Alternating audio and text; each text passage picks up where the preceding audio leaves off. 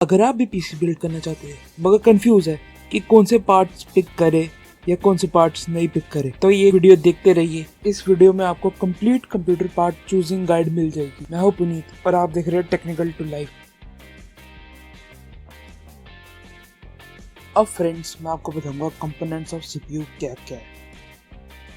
पहले तो होगा आपका सीपीयू, फिर होगा जीपीयू, अब आएगा motherboard, RAM,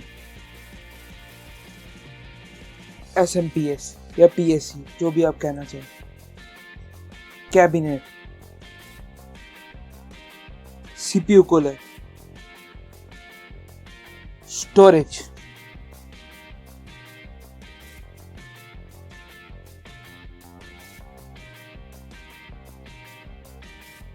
first of all आप जो भी सीपीयू या जीपीयू सिलेक्ट करना चाहते हैं वो आप कर लीजिए अपनी मनपसंद का, चाहे वो इंटेल का या एएमडी का सीपीयू है या एनवीडिया या एएमडी का कोई ग्राफिक कार्ड है, जो भी हो।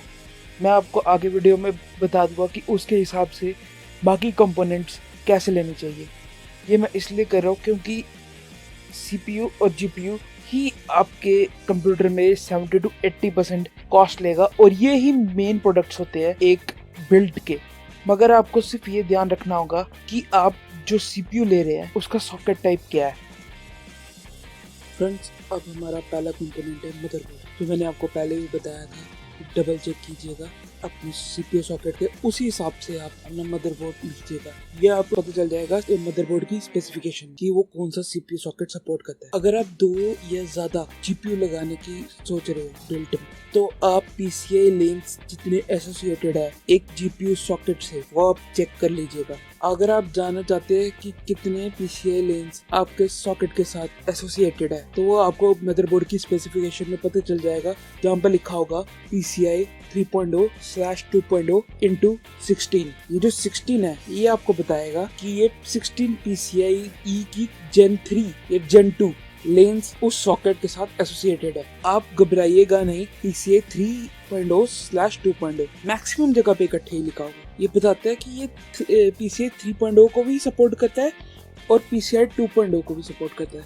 एक बारी ग्राफिक कार्ड और मदरबोर्ड के PCI जेन जो आपके ग्राफिक कार्ड का है और आपके स्लॉट का जो PCI जेन, इसको आप मैच कर लीजिएगा। अब देखिएगा कि रैम आपके सिस्टम को कौन सी सपोर्ट करेगी, यानी कौन से आपके मदरबोर्ड पे रैम सही बैठ जाएगी, कौन सी कैपेसिटी की होगी, स्पीड की होगी, स्टैंडर्ड की होगी, ये नोट कर लीजिएगा। फिर ही रैम लीजिएगा अपने सिस्टम के लिए। अगर आप SSD लेना चाहते हैं अपने मदरबोर्ड के लिए, तो ये देखिएगा कि आप SSD SATA 6 GB/s पोर्ट से ही लगाएं, क्योंकि जो SSD होती है ये फास्टर वन होती है, तो ये फास्टर सॉकेट के साथ ही लगे, उसी में ही उसकी बेहतरी है। अगर आप ले रहे हैं इंटेल का बोर्ड और इंटेल का सीपीयू, तो आपको ये पूरी तरह देखना होगा कि LGA 1151 के लिए LGA 1151 मदरबोर्ड ही लगेगा और LGA 1155 सीपीयू के लिए LGA 1155 मदरबोर्ड ही लगेगा।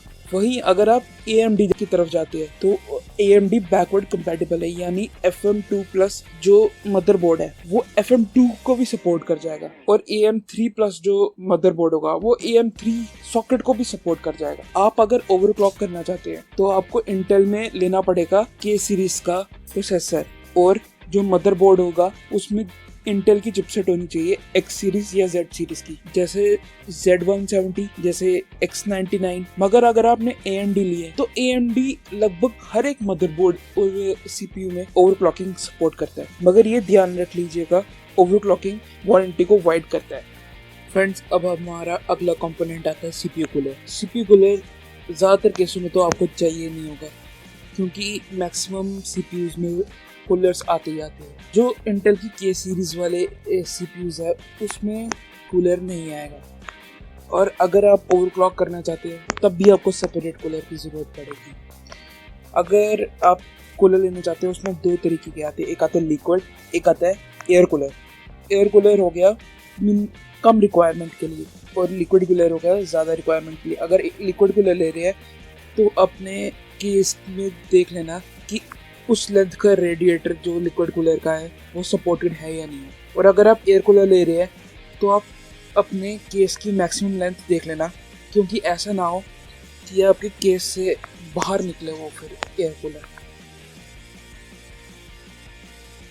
अब अगला है रैम यानी रैंडम एक्सेस मेमोरी। आप जब भी अपना मदरबोर्ड लेंगे, मदरबोर्ड में आप चेक कर लीजिएगा कितने पिन का रैम उसमें लगता है, क्या स्टैंडर्ड का है यानी DDR4, DDR3, DDR2, DDR और कितनी स्पीड मेगाहर्ट्ज में वो रैम की सपोर्ट करता है। अगर आपकी रैम की एक स्पीड के साथ आगे OC लिखा है तो उसका मतलब हुआ ओवरक्लॉक, यानी वो स्पीड आपको तब मिलेगी जब आप रैम को ओवरक्लॉक करेंगे बायोस में जाके। और ये भी देख लेना कि अगर आपका मदरबोर्ड 32 GB सपोर्ट करता है तो आप 64 GB की किट नहीं ले लेना, यानी आप 32 GB लेना, 64 GB मत लेना। और ये देख लेना कि रैम की जो स्पीड हो वो बोर्ड के मैक्सिमम स्पीड जितनी हो या उससे कम हो।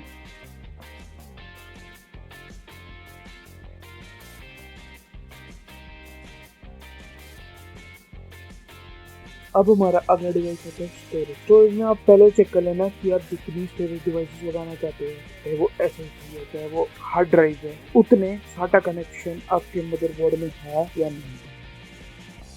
मैं आपको रिकमेंड करूंगा कि आप SSD लगाएं फास्टर बूट टाइम्स के लिए। आप ये चेक कर लेना कि जो SSD है वो फास्टर पोर्ट में ही लगे। M.2 और U.2 ड्राइव्स के लिए अपने मदरबोर्ड की स्पेसिफिकेशन चेक कर लेना कि वो मदरबोर्ड आपका सपोर्ट करता है या नहीं। अगर करता है तो उसकी डायमेंशन भी देख लेना जो आपका मदरबोर्ड सपोर्ट करता है, फिर ही जाके M.2 और U.2 ड्राइव लेना। वैसे तो मैं आपको रिकमेंड करूंगा कि अगर आप नए PC बिल्डर है तो इससे थोड़ा दूर ही रहे स्टार्टिंग में।